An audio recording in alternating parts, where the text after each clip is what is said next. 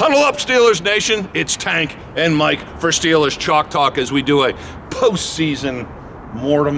You know how the autopsy in Cyril Wecht gets the body and analyze it. Yeah. Let's talk about your quarterback, Kenny Pickett. Mike, you played the game at the highest levels, Lions and Eagles. The kid, I think, finished strong, and that's what I wanted to see out of him. Yeah, he finished extremely strong. You saw him be able to make plays at the end of the games to help them win. The throw against the Ravens on the move. And to me personally, I think he got better, especially when he got outside the pocket, making good decisions outside the pocket. A young quarterback, you can make some big plays there, but a lot of times you can force some things as well. I think he got better decision making on the move when he was outside the pocket, knowing when to throw it away, knowing when to fight it in there. And now, he's got to get a little better in the pocket, in my opinion. That last game, you saw a couple high throws, sail on some of those dig routes. It seemed as if he was getting stuck on that back foot a little bit, which then you kind of get your weight back, your elbow kind of drops down and the ball sails. Is that experience, Mike? Yeah. That's calming down and relaxing, knowing the game? Yeah, just understanding, and getting your footwork down inside the pocket as well. That's the one thing it took a while for myself to learn, is understanding how to, at the top of your drop, use your bounces or your hitches in the pocket as your natural clock, and understanding where the receiver is going to be on each one. And once you understand that as a quarterback, the game becomes easier. You're not looking for your receiver so much anymore. You can actually really focus on the defensive defenders or where that receiver is going to be as you're hitting that step. And you kind of know if the timing's off, now you got to move and find your check down. Finding your check down a little quicker. And he'll get better finding that check down and throwing the ball in the pocket with more reps. But yeah, I definitely think he progressed throughout the season. You saw the turnovers go down as well. Look, there's no doubt that offensive line was abysmal to start the season, not only run blocking, but pass blocking as well. How hard is that, especially for a number one pick, high expectation, young quarterback? The big biscuit is starting the first 3 games. Oh, by the way, halftime Jets for getting the game, win the game for us with a bad offensive line that got him concussed twice. How difficult was that to overcome for him? Well, first, that first game, you kind of come in, you're really not thinking about that so much. You're not thinking, I got to come in and win this game. You're thinking about just coming in and trying to make some plays and not get killed and provide a spark. and the one thing a young quarterback will do is we will get out of that pocket a little quicker than we need to, which was probably necessary in the case with the Steelers, since they were struggling blocking up front. And so as a quarterback gets more comfortable over time, he will sit in there a little longer and then trust his O-line. But right now, the O-line, the game is fast. You come from a college level where you have maybe 2 or 3 guys on the field that are going to play at the next level, to everyone is playing at the next level. That game is so much faster. Your reads have to be so much faster. And it's just, you got to trust the system. You have to trust your receivers.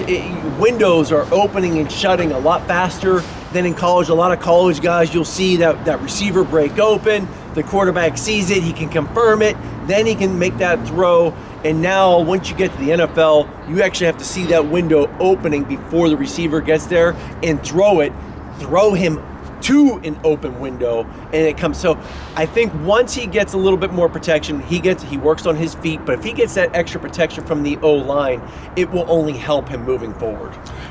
Mike's talking about the extra protection from the O-line and Kenny's feet movement. I asked Coach Tomlin as the season went along, because it was very apparent, I forget which game, Kenny was stepping up into the pocket. He wasn't running around like a madman. I asked Coach Tomlin how significant was that, him stepping up in the pocket this week. He said very significant. Well, and the thing is a huge improvement for a rookie, right, Mike, to step up when that pressure comes. Yes and no, because here's the thing.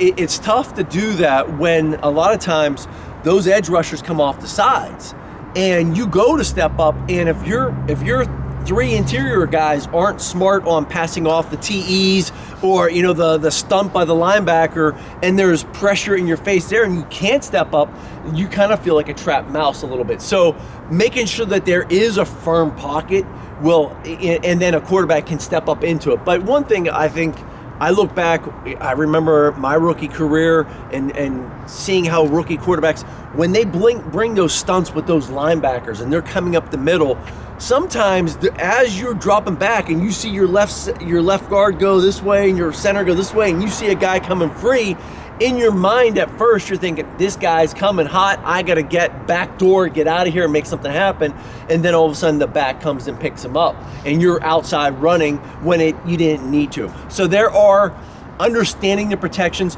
So here's the thing, when the protection is not good, it's hard for a young quarterback to be like, hey, I was supposed to be picked up there, I'm gonna stay.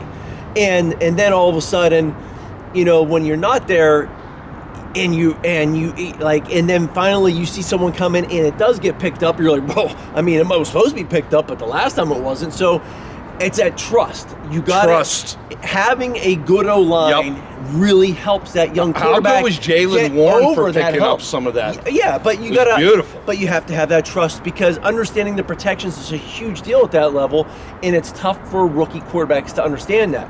Having that shored up can help him progress in the passing game, because he can sit there and stay in the pocket, not get flustered or get out of the pocket too early, or, you know, start trying to make things happen. Just trust it. But again, it was not there early in the season, and the O-line needs to shore that up to help to make it. It's imperative for them to get better to help Kenny's production and development in the future. All right, so the final question is this that I will throw to Mr. McMahon. Mike, do we have an NFL franchise quarterback for the next 10 years in Kenny Pickett? I think you do if you get that O-line shored up. He shows that he's athletic enough to get outside and make those plays. He shows that he's got the arm strength to push downfield. He shows that he's got the guts to make those big throws and step in there. So that's all there.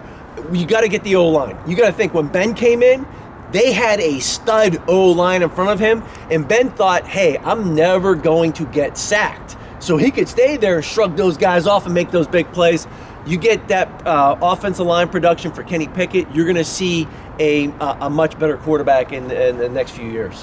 2023, Freiermuth, George Pickens, Warren, Najee, a good offensive line. I have high hopes for your Pittsburgh Steelers and Kenny Pickett into the 2023 season. I'm Tank, he's Mike for Steelers Chalk Talk.